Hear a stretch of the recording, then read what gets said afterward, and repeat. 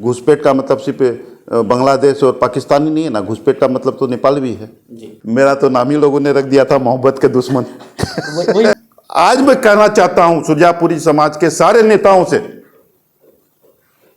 कि राजवंशियों को आरक्षण मिले 6 साल से ऊपर हो गया, 7 साल हो गया। कि सच में शेरशाहवादी गलत है या फिर जो गलत कर रहे हैं वो गलत है? नहीं देखिए, गलत तो व्यक्ति होता है, व्यक्ति होता है, गलत व्यक्ति होता है, गलत समाज नहीं होता। जी। सुरजापुरी को आरक्षण मिलना चाहिए, क्यों नहीं मिलना चाहिए? जिसकी 7 सैकड़ों पुश्तें इस मिट्टी में गुजर गई, जिसके पहचान से इस इलाके को जाना जाता है। तो बोल रहे कि आपको बार बार मोहब्बत का ही दुश्मन क्यों माना जाता है? जो शेरशाहवादी समाज के जनप्रतिनिधि हैं, जो बुजुर्ग हैं, उनसे मैंने क्वेश्चन किया कि क्या आपकी कोई जिम्मेवारी नहीं है? आखिर हमारा परिवार कभी जात की राजनीति किया नहीं। अगर जात की राजनीति करता तो गोपाल अग्रवाल एमएलए होने के बाद सिर्फ हिंदुओं का काम करता। मोहब्बत जो होती है, मोहब्बत ये दोनों ओर से होती है, ये इनके साथ जाते हैं, वो उनके साथ जाते हैं। अगर एक गलती करे तो उसका सजा पूरा समाज को मिलनी चाहिए या फिर जो सजा किया है उनको मिलना चाहिए? नहीं, समाज उसको देखिए, जहाँ जानते हैं सबसे बड़ा दुर्भाग्य क्या है कि 6.5 साल राजवंशियों को आरक्षण मिले को हो गया, लेकिन आज तक सुरजापुरियों का आवेदन सबमिट नहीं हुआ। सिर्फ ये लोग वोट के लिए, अपना नाम खाम के लिए सबमिट नहीं। हाँ, आज तक आवेदन सबमिट नहीं हुआ। जिम्मेवार वो लड़का ही होता है या फिर लड़की भी उनका जिम्मेवार? देखिए, जिम्मेवार थोड़ा बहुत लड़की भी जरूर होती है, ऐसा नहीं है कि एक ही हाथ से ताली बजती है। एक तो सबसे पहले जब भी ये घटना हुई, ऐसी घटना हुई, सबसे पहले लड़की के परिवार को बिगड़े कि तुम्हारी कमजोरी से हुई है। हम तो राजवंशी को आरक्षण हमने दिलाया, राजवंशी के साथ साथ हम सुरजापुरी आरक्षण का भी काम कर रहे थे। हर दृष्टिकोण से अगर सबसे कमजोर कोई है तो सुरजापुरी समाज है। यहाँ पे तो लोग मरे हुआ का गोश्त तक नहीं छोड़ते हैं। जिसके शरीर में कपड़ा नहीं है उसको नोचने से लोग वंचित नहीं आते हैं, लेकिन ये अकीदा इस परिवार के प्रति जो गरीबों का है, कोई दरवाजा नहीं जाता, सीधे यहाँ आता है। इसलिए आता है क्योंकि जानता है कि वहाँ कोई ठगेगा नहीं हमको, वहाँ कोई हमको बेवकूफ़ नहीं बनाएगा, और वहाँ हमको जो भी डायरेक्शन दिया जाएगा, जो भी सलाह मिलेगा या जो भी उनके वो कर सकते हैं वो करेंगे। इसलिए लोग यहाँ आते हैं। ये अकीदा बनाना भी कोई आसान काम नहीं है। गिरिराज सिंह जी जो है, हाँ। उनके बयान पर आपका क्या राय है सर? आप संवैधानिक पद पे हैं जी। आप एक संवैधानिक पद पे हैं, आप भारत सरकार में मंत्री भी हैं, और ऐसे बयान जो है किसी संवैधानिक व्यक्ति के मुंह से अच्छा नहीं लगता। हम इसको पसंद नहीं करते। अगर कोई किसी दूसरे देश से गलत रूप से आता है, अनाधिकृत रूप से आता है, तो उसको रोकना, उसको यहाँ से हटाना, ये सरकार की जिम्मेवारी है। जी। तो बार बार शेरशाहवादी, जो भी नेता आते हैं शेरशाहवादी को एक तरफा टारगेट करते हैं, क्या ये सही है? नहीं, देखिए, बांग्लादेश से तो बहुत हिंदू भी आए, बहुत हिंदू आए बांग्लादेश से। ये एक राजनीतिक है जो आरोप? नहीं, ये तो हम कह रहे हैं, ये संवैधानिक नहीं है, ये संवैधानिक ये नहीं होनी चाहिए, नहीं होना चाहिए। दिघल बैंक को लेकर जो लैंड जिहाद, नहीं, ये सब तो गलत है, ये गलत है। एक व्यक्ति के साथ कोई घटना घट गई और लैंड जिहाद हो गया, ये गलत है, ये गलत है। कि यहाँ पर दुर्गा पूजा का पंडाल लगाने दे, ये क्या सही है? यहाँ दुर्गा पूजा का पंडाल नहीं लगाने दिया जाता है? नहीं, ऐसा तो कहीं हम लोग के संज्ञान में आज तक नहीं आया। नहीं। हम लोग तो आज भी गांव देहात में जाते हैं, अष्टयाम वगैरह में जाते हैं, सैकड़ों अष्टयाम में हम जाते हैं, वहाँ हम देखते हैं मुस्लिम समाज के लोग बैठे रहते हैं, घंटों घंटों बैठे हुए रहते हैं। आदाब, मेरा नाम है प्रिंस, आप देख रहे हैं सीमांचल एक्सप्रेस। इस वक्त मेरी मौजूदगी ठाकुरगंज में है और मेरे साथ मौजूद ठाकुरगंज के ही पूर्व विधायक गोपाल कुमार अग्रवाल जी हैं। सर, सबसे पहले स्वागत है हमारे चैनल सीमांचल एक्सप्रेस। आपका भी बहुत बहुत धन्यवाद, सारे दर्शकों का धन्यवाद। अब नज़दीक है। जी हाँ, जी हाँ। अब क्या तैयारी है चुनाव का? तो देखिए, जैसे अगले बार मैंने कहा था कि अब मैं चुनाव नहीं लड़ूंगा, जी, और सच पूछिए तो मैंने मन पूरी तरह बना लिया था कि चुनाव नहीं लड़ना है। लेकिन दुर्भाग्य से ये जो पिछला जो 5 साल गया, ये चौथा साल 5वां साल चढ़ गया, तो मैं जो उस समय चुनाव में बोल रहा था कि अगर रिजल्ट ऐसा हुआ तो ये इलाका बेवा हो जाएगा, ये मैंने कहा था प्रिंस जी, आपको याद होगा, जी मैंने मंचों से इस बात को कहा था। और दुर्भाग्य यही हुआ कि जनप्रतिनिधि, देखिए एक एमएलए बहुत बड़ा पावर होता है। एक एमएलए चाहेगा तो बीडीओ, सीओ, दरोगा पत्ता नहीं हिला सकता है, लेकिन उसको अपने आप में ईमानदार रहना पड़ेगा। अब ये नहीं कि आप चोर चुट्ठार क्रिमिनल की पैरवी करने लग जाइए, आप खुद जो है गलत पैसे का आप जो है काम ना कीजिए और फिर आप हंसना गाल फुलाना दोनों तो एक साथ होगा नहीं। आपको मुसलसल ईमानदार होना पड़ेगा और जनता के प्रति समर्पित होना पड़ेगा।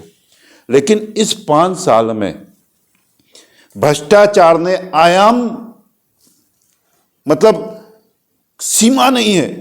एक गरीब आदमी 3 साल से लगातार अंचल में दौड़ रहा है।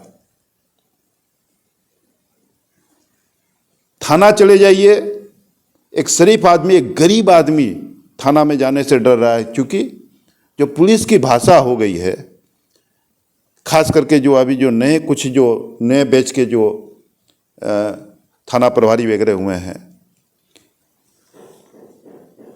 गुलाम भारत में जब अंग्रेजी ब्रिटिश पुलिस थी तो उस समय भी मुझे नहीं लगता है कि गुलाम हिंदुस्तानियों के साथ ऐसा व्यवहार और ऐसी भाषाओं का इस्तेमाल होता होगा जो आज के डेट में हो रहा है। और एक शरीफ आदमी थाना में जाने से डरता है।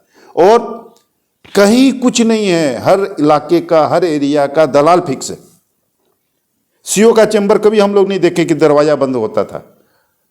सीओ का चैम्बर के बाहर चौकीदार बैठा हुआ है, दरवाजा बंद है, अंदर में घंटा घंटा भर दलाल बैठा हुआ रहता है। तो जमहूरियत में जनता किसी की नौकर नहीं ना है, आप जनता के नौकर है, आप जनता के लिए। लेकिन यहां उल्टी गंगा बह गई और कहीं कुछ नहीं है, व्यवस्था नाम की कोई चीज नहीं है। आम आदमी बेलल्ला हो गया है, कोई सुनने वाला नहीं है, फ्रस्ट्रेट हो गया है। जहां जाते हैं आप लोग एक ही बात बोलते हैं कि नहीं सर, एक बार आपको आना पड़ेगा। बीच में मैंने पार्टी की मीटिंग भी बुलाई थी, सारे लोगों का कहना था, तो हमने एक बात स्पष्ट कहा, ऐसे हम एक बहुत बड़ी मीटिंग रखने वाले हैं बहुत जल्दी, उस दिन यह फाइनल होगा। हमने लोगों को कहा कि नहीं भाई, हम चूंकि अब हमारे लिए संभव नहीं है, अब मान लीजिए उम्र भी 55 साल हो गई लगभग, और शरीर की भी स्थिति पहले जैसी नहीं है। पहले था अपना हाथ जगन्नाथ, अपने कमाते थे, अपने लुटा देते थे। अब बच्चे बड़े हो गए हैं और ये हर घर की कहानी है। बच्चों को लगता है कि भाई ये जो है फजूल खर्ची हो रहा है, भाई रहिए, आपको क्या दिक्कत है। तो पहले हम अकेले मालिक थे, आज बच्चे बड़े हो जाने के बाद वो भी मालिक हो जाते, क्योंकि आज कहीं ना कहीं परिवार के उत्थान में उनका भी योगदान है। आप हर घर की यही कहानी, हर घर में यही है और यही परंपरा चलती भी आई है। तो बहुत सी चीजें ऐसी है, लेकिन जो चीजें देख के, और हमारे साथ सबसे बड़ा प्रॉब्लम क्या है प्रिंस जी, कि हम जब देखते हैं लोग आते हैं और जब कहते हैं ना, तो हम उससे ज्यादा व्याकुल हम हो जाते हैं, जैसे लगता है कि वो नहीं, हम उसके जगह अपने आप को महसूस करने लगते हैं। ये मेरी शुरू से बीमारी है। अब देखे होंगे जब भी कोई मेरे पास आता है, मैं हाथों हाथ जिसको फोन करना है, जिसको कहना है, जो करना, मैं हाथों हाथ, क्यों वो दोबारा आएगा मेरे पास। मेरी शुरू से ये काम करने की मेरी ये मतलब मेरा ये एक्टिविटी रही है, शुरू से मेरी सोच ही रही है। तो इलाका बहुत पीछे चले गया। लोग जैसे हम लोग गर्मी के छुट्टी में बच्चों को जाड़ा की छुट्टी में लेके घूमने जाते थे, वैसे विधायक जी दिल्ली से आते हैं घूमने, और उनकी भी गलती नहीं है। जब अनुकंपा पे ही एमएलए बनते रहेगा तो स्थिति तो यही होनी है। वो पैदा हुए दिल्ली में, पढ़े दिल्ली में, परिवार दिल्ली में है, बच्चे दिल्ली में पढ़ रहे हैं, पटना आते हैं, दिल्ली चले जाते हैं। यहाँ जब फ्री होते हैं, जब कोई काम नहीं होता तब क्षेत्र होता है। तो वैसे में कैसे होगा? आखिर जनप्रतिनिधि जनता और प्रशासन के बीच का एक कड़ी है। जब कड़ी ही कमजोर हो गया, कड़ी ही नहीं है, ऐसे हालात में जनता को, अब देखिए 7-8 दिन पहले बहादुरगंज में जनता ने सीओ को धक्का धुक्की किया, कर्मचारी को किया, जो अंचल के सारे पदाधिकारियों को किया। क्योंकि जब करने वाला कोई नहीं होता तो जनता अपने हाथ में लेती है। तो जनता को तो सड़क पे उतरना पड़ता है, और हालात वही हैं। और यही हालात फिर सोचने पे हमको मजबूर कर रहा है कि नहीं, हमको पॉलिटिकल एक्टिविटी बढ़ानी पड़ेगी।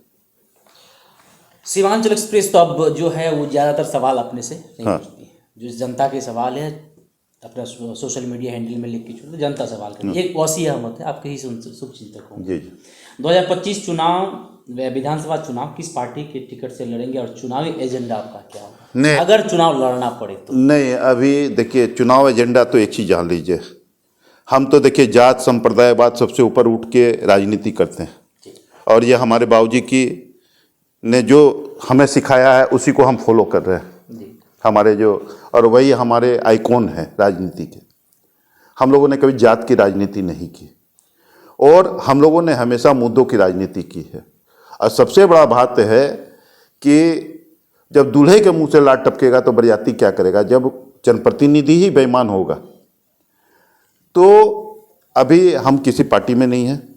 हम पिछला चुनाव निर्दलीय हम लड़े थे, और लोगों का भरपूर सहयोग और आशीर्वाद भी मिला। और इस बार चुनाव अभी तक कोई ऐसा मन नहीं बना है। लोग संपर्क में हैं, बहुत से पार्टी के लोग भी संपर्क में हैं।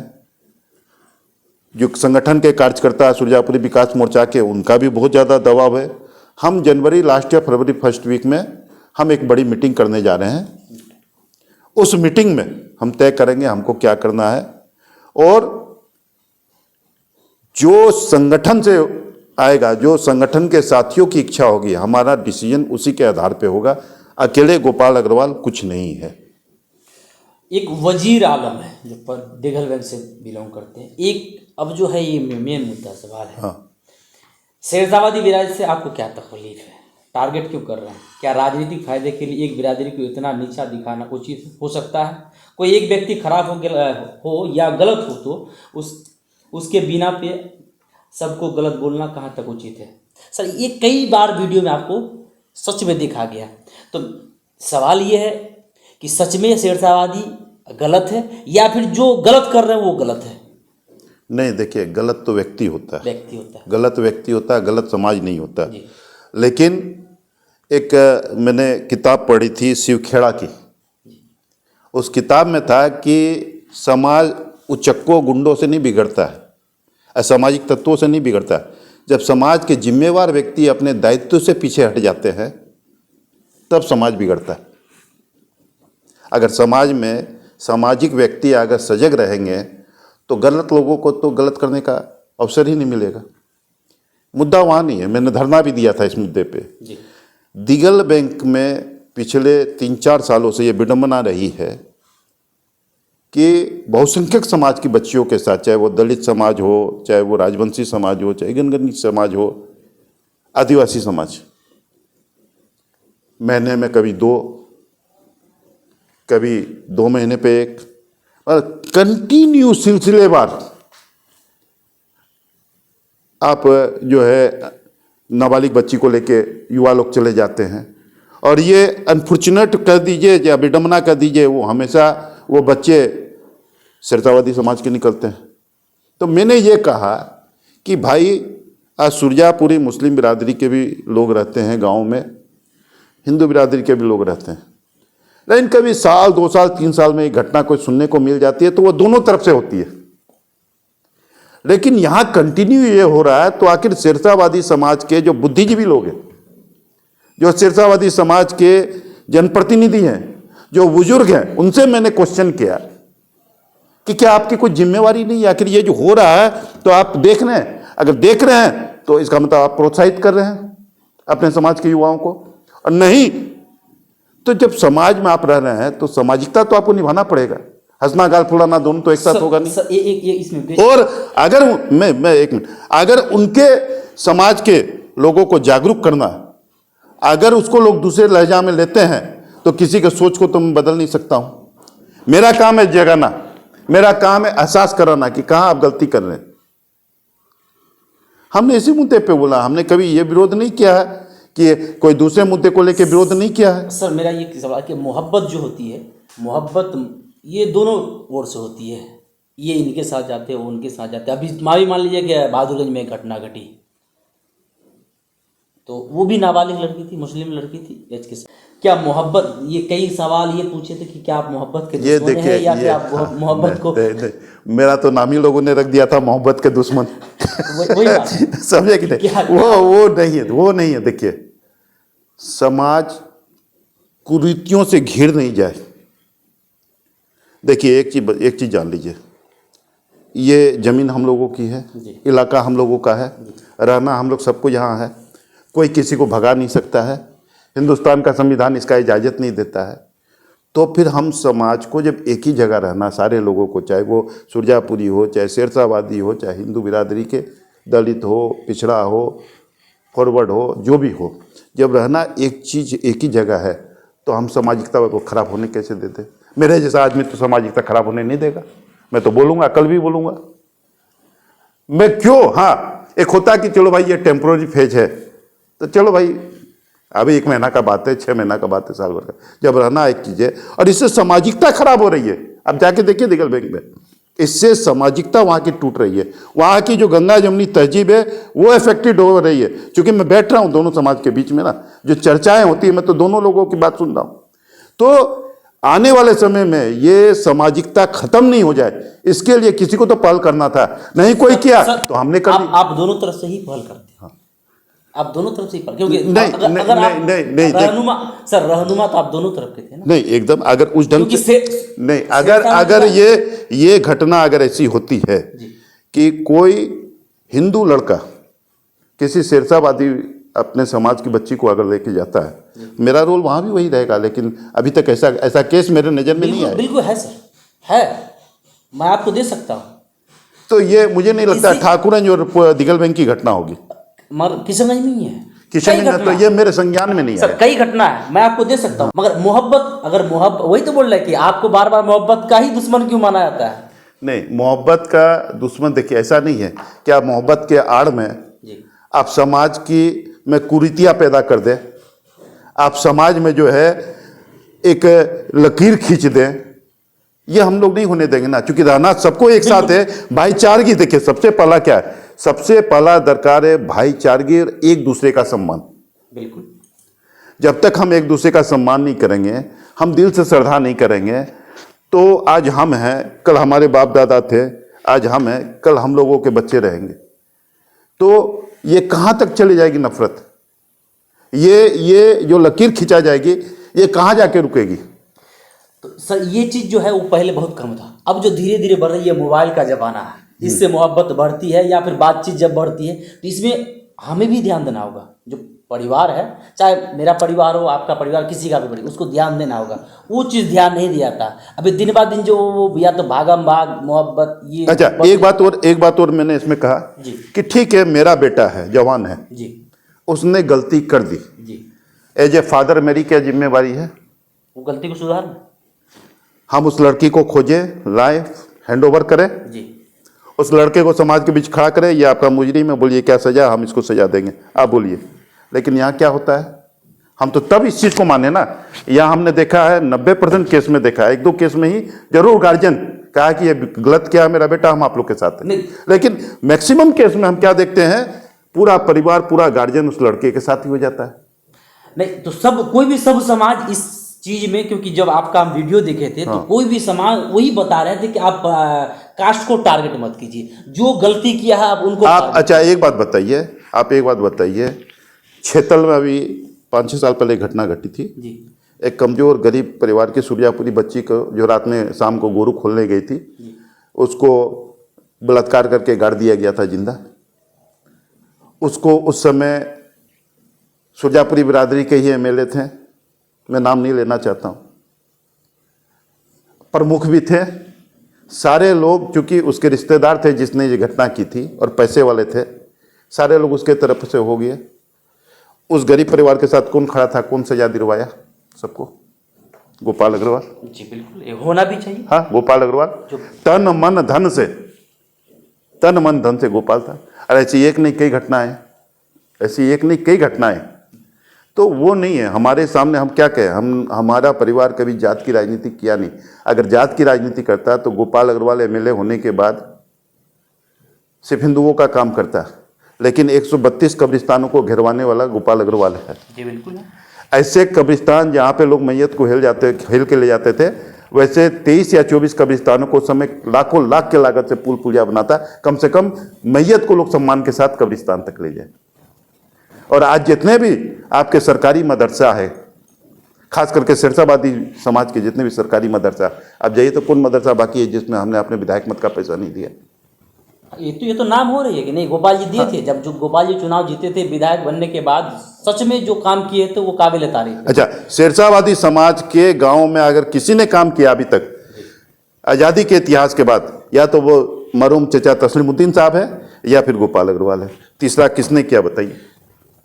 मेरा इस मुद्दे पे अब आखिरी पॉइंट है। हाँ। क्योंकि ये मुद्दा बार बार कई लोग पूछे जी नहीं, ये मुद्दा पूछना नहीं, ये क्लियरिफाई होना भी चाहिए, क्लियर होना भी जरूरी था। बार बार ये चीज है कि क्या अगर एक गलती करे तो उसका सजा पूरा समाज को मिलनी चाहिए, या फिर जो सजा किया है उनको मिलना चाहिए? क्योंकि समाज उसको देखिए, जहाँ तक 1 2 3 4 5 10 गलती तक हुई, वहाँ तक हम लोगों ने बहुत नॉर्मली उस मामले को डील किया। लेकिन महीने में 3 घटना होने लग जाए प्रिंस जी, 2 महीने पे 4 घटना होने लग जाए, तो अगर नहीं हम लोग इसमें पढ़ते हैं तो ये तो धीरे धीरे जहर बन जाता है। हम लोगों ने उस जहर को मंथन करके मिटाने का काम किया। तो वही बात है कि वो कुछ लोग ये कह रहे थे, सिरसाबादी खासकर बिरादरी के लोग, कि ठीक है अगर गलती किए थे तो कम से कम कुछ बुद्धिजीवियों को लेके बैठना था। दोनों पक्ष हमने किया है, हमने प्रयास किया है। उस दिन भी मैंने जो धरना दिया था, मैंने मंच पे, आज भी मैं आपको वीडियो दिखा दूंगा, कम से कम दर्जनों सिरसाबादी समाज के अच्छे लोग सब बैठे हुए थे। बिल्कुल, हम लोगों ने एक्सेप्ट किया कि नहीं, ये लड़ाई सही है। उस चीज का गलती, उस चीज का जो समर्थन कोई नहीं करता कि अगर ये भाग ये बिल्कुल नहीं होनी चाहिए, ये सही नहीं है समाज के लिए। अब तो मोबाइल का जमाना आ गया, ये गलत हो रही है, इसको रोकना नहीं। आखिर समाज में कोई नई गलत परंपरा चालू हो रही है तो उसको रोकने की जिम्मेवारी किसकी है? हम लोग क्योंकि समाज के रहनुमाई करते हैं, जो लोग इंटेलेक्चुअल है आपके समाज के, जो लोग आपके बुजुर्ग हैं, जो लोग आपके जनप्रतिनिधि हैं सिरसाबादी समाज से, उनकी जिम्मेवारी है ना। अगर वो नहीं कर रहे हैं तो किसी को तो बोलना पड़ेगा ना। जी बिल्कुल, वही हमने बोला है। हम कहीं ऐसा तो नहीं किए हैं कि हमने मास को लेके, समाज को लेके एक बात बोली है, कहीं समाज को लेके हमने नहीं कहा। तो आप ये क्लियर कर दीजिए कि क्या समाज ही उसका दोषी है या फिर जो नहीं, जो व्यक्ति और समाज, हाँ, समाज के जो जिम्मेवार लोग हैं वो कहीं ना कहीं अपनी जवाबदेही से भागे हैं। ये मेरा एलिगेशन जरूर है, ये मेरा उन लोगों पे आरोप है। अगर सजग रहते हैं और वो अगर टाइट रहते हैं तो ऐसी घटनाएं होती, साल में 1-2 होती। उसको हम लोग मानते हैं कि ये हो जाता है। तो सर, सिरसाबादी समाज के कई अच्छे लोग आपके समर्थन में हैं, हाँ, या फिर आपके करीबी हैं, पारिवारिक है, आप उन्हें पारिवारिक है। जी बिल्कुल, आप उन्हें भी बुलाकर कम से कम इस कहा है, मैंने कई लोगों से बात हुई है हमारी। दिगलबैंग में भी कुछ परिवार ऐसे हमारे जुड़े हुए हैं, और मनीर वगैरह इन लोग का परिवार है, वो सब उधर भी है, सारे लोग जुड़े हुए हैं। सारे लोग कहा कि नहीं सर, अब आपको करना पड़ेगा, नहीं तो ये जो नवयुवक है हम लोगों का, ये पूरे समाज को बदनाम कर देगा, इसलिए आपको पहल करनी पड़ेगी। और देखिए, एक चीज़ और बता देते, देखिए उस घटना के बाद देखिए कहाँ घटना हुई, आज 3 महीना हो गया। ये बात ठीक है, हम लोग भारतीय हैं, एक जगह एक साथ है, और लेकिन एक चीज़ तो है कि हर आदमी अपने अपने धर्म के साथ जुड़ा हुआ है। और जो बाप बेटी को पाल पोस के बड़ा करता है, उसकी उम्मीदें होती हैं ना उस बच्ची के साथ, कि नहीं उसका कोई हक नहीं है, कि उसका कोई अधिकार नहीं है। आखिर वो जो पाला, पैदा किया, पाला, पढ़ाया, लिखाया, पाल पोस के बड़ा किया, क्या उसका कोई राइट नहीं है अपनी बच्ची के लिए सपना देखना? बिल्कुल राइट है सर। हाँ, तो एक बाप के सपना को भी तो आप कहीं ना कहीं कुचल दे रहे हैं। तो इसका जिम्मेवार वो लड़का ही होता है या फिर लड़की भी उनका जिम्मेवार? देखिए, जिम्मेवार थोड़ा बहुत लड़की भी जरूर होती है। ऐसा नहीं है कि एक ही हाथ से ताली बजती है, एक ही हाथ से ताली नहीं बजती है। लेकिन ये एक समाज में, ये दिमाग में, चिंतन में तो डालना पड़ेगा ना कि भाई तुम ऐसा, ये हमारे समाज के लिए, ये हमारे लिए अच्छा नहीं है। क्या हमारे समाज में लड़कों की कमी है या लड़की की कमी है, या आपके समाज में लड़का लड़की की कमी है? तो जिस चीज को समाज गलत मानता है तो हमारे दिमाग में ये रहना चाहिए ये गलत है। हमको भाई, हमारा भी तो समाज है, हम अपने समाज में अच्छी से अच्छी बच्ची खोजेंगे। हाँ, कभी कदाच होता है कि एक जगह पढ़ते हैं, लिखते हैं, यूनिवर्सिटी तक में है, हो गया, वो अलग चीज़ है, क्योंकि दोनों मैच्योर्ड हो जाते हैं, दोनों को अपने सोच का, अपने चिंतन का, मान लीजिए दोनों अपना अच्छा बुरा सोच सकते हैं उस उम्र में जाके। मान लीजिए लड़की 25-26 साल की है या 28 साल की है, कॉलेज में पढ़ रही है, कोई बड़ी डिग्री कर रही है, लड़का भी वहीं पढ़ रहा है, तो वो एक अपना भला बुरा सोचने का, चिंतन करने का लोगों को तजुर्बा आ जाता है, उम्र का भी एक अनुभव हो जाता है। तो वहाँ कोई कुछ करता है तो कहाँ कोई बोलने जाता है, वहाँ आप डेली कीजिए ना, कौन रोकता है आपको। नाबालिग जिसको अभी बुद्धि नहीं है अपना भला बुरा का, सिर्फ प्यार के नाम पे अंधा हो जाना करने से नहीं होगा ना। और वो कितना दिन वो प्यार रहता है, हम तो देखें 10 केस आपको दे देते हैं, कर लिया और साल भर बाद उसका नतीजा क्या हुआ। बिल्कुल साल भर बाद उसका नतीजा क्या हुआ, वही लड़की जाके फिर लड़के पे केस कर दे रही है। तो लड़का का परिवार भी परेशान हुआ और लड़की का तो खैर गया सो गया, सब कुछ गया। ये दोनों तरफ को सोचना पड़ेगा, दोनों तरफ को सोचना पड़ेगा, दोनों तरफ को। हम तो बोलते हैं, हम तो जब भी जाते हैं हम बोलते हैं क्यों तुम मोबाइल दिया, हाँ क्या तुम्हारा दोष नहीं है। हम तो सबसे पहले जब भी ये घटना हुई, ऐसी घटना हुई, सबसे पहले लड़की के परिवार को बिगड़े कि तुम्हारी कमजोरी से हुई है। कई बार हम कई लड़की को बोले नहीं हम उन्हीं के साथ रहेंगे, जो भी हो जाए उन्हीं के साथ रहेंगे। सोचने की उम्र नहीं है ना, वही बात, सोचने सोचने की उम्र भी तो होनी चाहिए। अब जाइए ना, आप 25 साल 26 साल का हो जाइए, आप किसी यूनिवर्सिटी में पढ़ रहे हैं, आप कीजिए प्रेम, जितना प्रेम मोहब्बत और दूसरे समाज में शादी करना कीजिए, क्योंकि तब तक आपको अपने भले ऐसे बुरे, नहीं होनी चाहिए। हाँ आपको अपने भले बुरे का सोच तब तक आ जाता है। लेकिन एक नाबालिग बच्ची, सारी बच्चियां नाबालिग थी, 100 में 100 नाबालिग थी। ये तो शादी हो चुकी थी, फिर वो भी नाबालिग थी। क्या वो गलत नहीं है शादी नाबालिग में शादी होना? हाँ गलत था, गलत था, नाबालिग में हाँ शादी वो नाबालिग था और वो भी गलत था।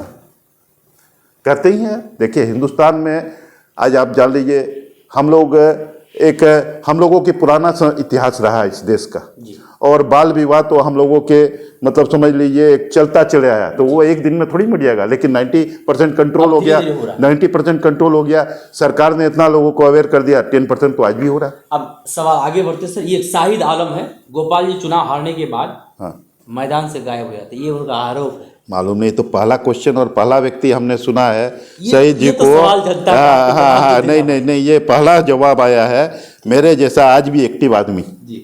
और 15 साल तक हारने के बाद भी एक व्यक्ति अगर फील्ड में जमा हुआ है, लोगों के बीच में रहता है, आज भी जितना जनता के मुद्दे पे जितना मैं कहता हूँ, 10 साल नौशाद भाई विधायक रहे, सऊद भाई हैं, या और भी बहुत आदमी विधायक रहे, या जो विधानसभा या चुनाव नहीं भी लड़ते हैं, लेकिन राजनीति में एक बड़ा फेस है, राजनीति में बड़ा फेस है, उसमें से कौन व्यक्ति है जो जनता के मुद्दे पे बोलता है और निर्विवाद होकर बोलता है और सारे मुद्दों को उठाता है। आप हमेशा तो मेरा वीडियो भी जाता है, धरना प्रदर्शन। अच्छा एक बात बताइए, पिछले 5 साल में नौशाद भाई भी रहे या और भी लोग रहे, और भी पॉलिटिकल लोग हैं, विपक्ष भी है, कितने लोगों ने धरना प्रदर्शन किया? हमने 2-2, 3-3 धरना प्रदर्शन किया जनता के मुद्दे को लेके। हाँ कई बार हम कोई हम अपने घर और अपने परिवार और अपने जमीन जथा के लिए तो धरना नहीं किए।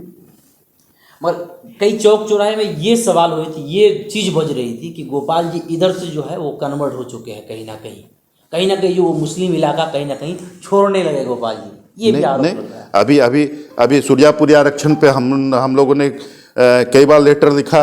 अभी सुरजापुरी आरक्षण में हम पटना गए थे, वहाँ पे हमने कहा आरक्षण मिलनी चाहिए, सुरजापुरी को आरक्षण मिलना चाहिए। क्यों नहीं मिलना चाहिए? जिसकी 7-10 पुश्तें इस मिट्टी में गुजर गई, जिसके पहचान से इस इलाके को जाना जाता है, चाहे वो सुरजापुरी हिंदू हो चाहे सुरजापुरी मुसलमान हो, आज वो समाज बद से बदतर स्थिति में जा रहा है।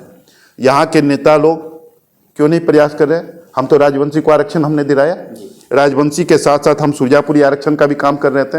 आपको याद होगा मुख्यमंत्री जी आए थे वहाँ कृषि कॉलेज का शिलान्यास करने के लिए, वहाँ पे खरखड़ी में वहाँ पे सुलेमान साहब जो मरहूम हमारे विधायक थे, उनके भाई फिरोज साहब, उन लोगों ने एक मेमोरेंडम दिया, तख्ती बैनर हाथ में लेके, उसमें और भी बहुत से लोग थे, उसमें नौशाद भाई वगैरह भी थे, उसमें आपको जो है और भी यहाँ के जो सुरजापुरी समाज के हमारे जो बड़े नेता लोग हैं वो सारे लोग थे, सारे लोग।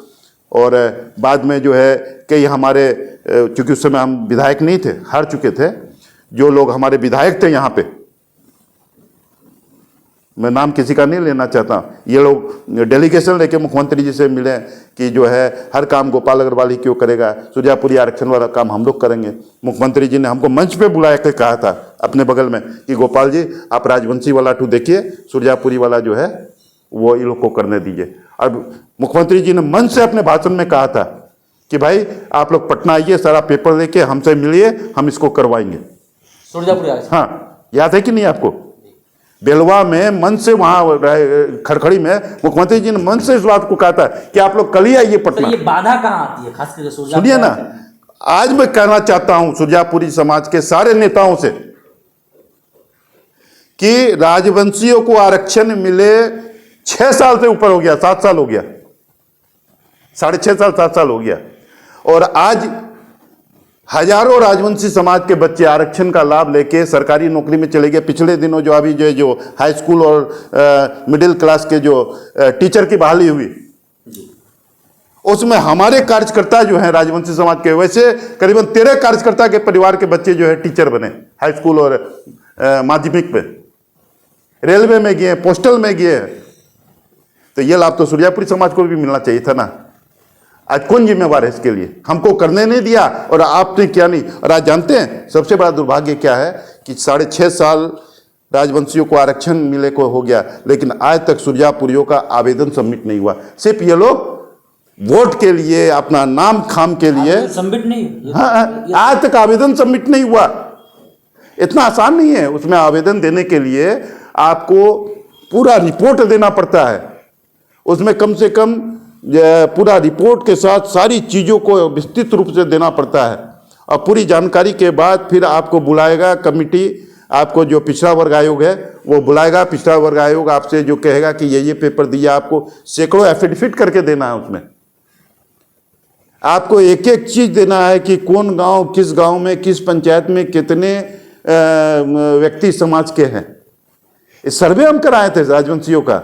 हमको सर्वे कराने में 6 महीना लगा था, करीबन लाखों लाख रुपया खर्च हुआ था। हम सर्वे करा के सारा रिपोर्ट के साथ दिए, तब राजवंशियों को आरक्षण मिला। इसमें पूरी टीम काम कर रही थी हम लोगों की, कम से कम हम लोगों की 60 से 65 लोगों की टीम काम कर रही थी। इतना आसान नहीं है।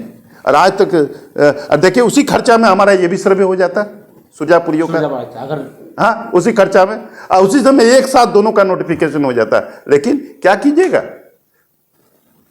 ये हो तब ना किसी को, बस चुनाव आया, जात पात हिंदू मिया, लेकिन समाज का लाभ किसमें हो उससे किसी को मतलब नहीं है। आज बेचारा सुरजापुरी समाज, आज देखिए इस इलाके में सबसे पिछड़ा अगर कोई है, सबसे मतलब कमजोर आर्थिक रूप से, हालांकि अब तो सुरजापुरी समाज के बच्चे पढ़ने लग गए हैं। जो शादीशुदा वो 2-3 बच्चे से ज़्यादा पैदा नहीं करते हैं, और जिसको जो बच्चे होते हैं उनको पढ़ाते हैं अच्छी स्कूल में अपने क्षमता के हिसाब से। ये बहुत बड़ा चेंजिंग आया सुरजापुरी समाज। लेकिन आज भी गांव देहात में गरीबी रेखा में जीने का स्तर हर दृष्टिकोण से अगर सबसे कमजोर कोई है तो सुरजापुरी समाज है, या फिर जो दलित समाज में जैसे जो मुसर समाज है, आदिवासी समाज है, इन लोगों की स्थिति लगभग एक जैसी है। एक नाजिर आलम आप ही का शुभ चित्र ये भी है।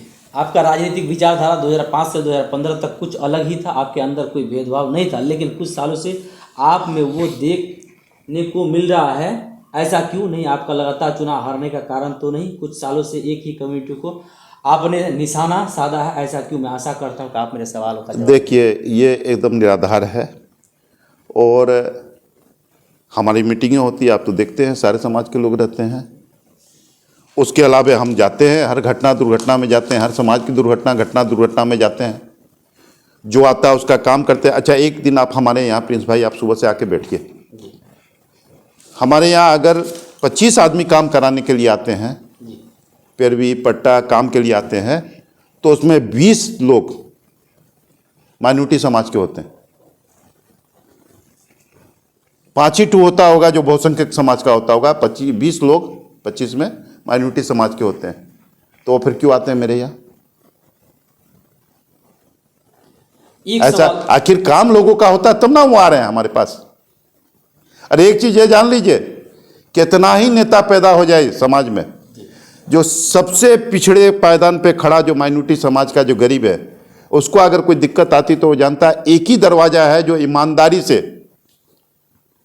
और सही दिशा और सही दशा उसको बताएगा और सही पैरवी करेगा। कहीं 1 रुपया ठगाने नहीं देगा, 1 रुपया कहीं खर्च करने नहीं देगा। नहीं तो यहाँ पे तो लोग मरे हुआ का गोश्त तक नहीं छोड़ते हैं। जिसके शरीर में कपड़ा नहीं है उसको नोचने से लोग वंचित नहीं आते हैं। लेकिन ये अकीदा इस परिवार के प्रति जो गरीबों का है, कोई दरवाजा नहीं जाता, सीधे यहाँ आता है। इसलिए आता है क्योंकि जानता है कि वहाँ कोई ठगेगा नहीं हमको, वहाँ कोई हमको बेवकूफ़ नहीं बनाएगा और वहाँ हमको जो भी डायरेक्शन दिया जाएगा, जो भी सलाह मिलेगा या जो भी उनके वो कर सकते हैं वो करेंगे। इसीलिए लोग यहाँ आते हैं। ये अकीदा बनाना भी कोई आसान काम नहीं है। अगला सवाल सर कि बिलाल जी का है, जो गिरिराज के बयान, गिरिराज सिंह जी जो है, हाँ। उनके बयान पर आपका क्या राय है सर, जो किशनगंज आए थे ताकि देखिए ना हम उनके पार्टी के लोग हैं और इसमें आपका स्टैंड क्या है सर? नहीं, ऐसा नहीं होना चाहिए, ऐसा नहीं होना चाहिए। नहीं, ये भाषण दिए नहीं, आप संवैधानिक पद पे हैं जी, आप एक संवैधानिक पद पे हैं, आप भारत सरकार में मंत्री भी हैं और ऐसे बयान जो है किसी संवैधानिक व्यक्ति के मुंह से अच्छा नहीं लगता। हम इसको पसंद नहीं करते। क्या शेरशाहवादी हिंदुस्तान के ही निवासी है? नहीं, हम बोलते ठीक है, अगर कोई किसी दूसरे देश से गलत रूप से आता है, अनाधिकृत रूप से आता है, तो उसको रोकना, उसको यहाँ से हटाना, ये सरकार की जिम्मेवारी है जी। लेकिन आप पूरे कौम को या समाज को उसके लिए इंगित नहीं करते। क्या किशनगंज में घुसपैठी है सर? देखिए, घुसपैठ तो मोटा मोटी पूरे देश में कम बेसी पूरे देश में हमारी खुली सीमाएं हैं जी। घुसपैठ का मतलब सिर्फ बांग्लादेश और पाकिस्तान ही नहीं है ना, घुसपैठ का मतलब तो नेपाल भी है जी। नेपाल भी घुसपैठी हो सकती है। हाँ, हम क्या बोल रहे हैं, हमारी सारी तरफ खुली सीमाएं हैं, बड़ी सीमाएं हैं। लोग कैसे कैसे अगर आए भी हैं, मान लीजिए, तो जो गलत है उसको बाहर कीजिए आप। हम लोग कहाँ, उसके लिए तो हम लोग सब साथ में हैं, तभी ना आपकी सरकार बनाए हैं। कई नेताओं कि जो हमारे यहाँ गलत रूप से आया, जो घुसपैठ है हमारे यहाँ, उसको बाहर निकालिए और जो हमारे यहाँ लोग हैं उनको जो अधिकार है उनको उसका अधिकार दीजिए। जो हमारे भारतीय हैं, जो भारतीय मूल के हैं, उनको उनका अधिकार दीजिए। तो बार बार शेरशाहवादी, जो भी नेता आते हैं शेरशाहवादी को एक तरफा टारगेट करते हैं, क्या ये सही है? नहीं, देखिए, बांग्लादेश से तो बहुत हिंदू भी आए, बहुत हिंदू आए बांग्लादेश से। आपको बंटवारा से पहले जो है बहुत, आप चले जाइए, हमारे मारवाड़ी समाज के बहुत से लोग बंटवारा से पहले आए बांग्लादेश से। तो ये नहीं है, ये देखिए सबकी अपनी अपनी राजनीति है, इस पर बहुत बोलना, समझे कि नहीं। अब सवाल उठता है जिसका जिससे चल जाए, किसी को तो ये एक राजनीतिक है जो आरोप नहीं, ये तो हम कह रहे हैं, ये संवैधानिक नहीं, ये संवैधानिक ये नहीं होनी चाहिए, नहीं होना चाहिए। हम तो उसी समय हमने कहा, हम तो हमारा उसी समय बयान आया था। कुछ दिन पहले एक आप वीडियो देखे थे, जी न्यूज वगैरह में चला था, दिघल बैंक को लेकर, जो लैंड जिहाद।